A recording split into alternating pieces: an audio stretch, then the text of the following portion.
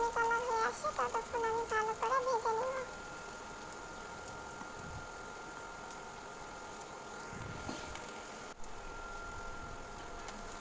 ভেজে নেওয়া হয়ে এসেছে, আমি এখন পরিমাণে একটু পানি দিয়ে দেব, দিয়ে একটু নেড়ে চেড়ে নেব। এবার পরিমাণ মতো আদা জিরা রসুন বাটার পেস্ট, লবণ পরিমাণ মতো, হলুদের গুঁড়া দিব পরিমাণ মতো, এবার ঝালের গুঁড়া দিব পরিমাণ মতো, দিয়ে ভালো করে মশলা কষিয়ে নেব।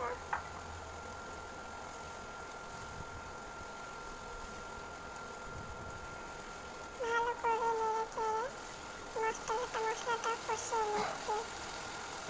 এবার যতক্ষণ না তেল ভেসে ওঠে সেভাবে কষিয়ে নিচ্ছি। কষিয়ে নেওয়া হয়ে গেলে ভেজে রাখা বড়ি দিয়ে দিব, দিয়ে ভালো করে নেড়ে চেড়ে নেব।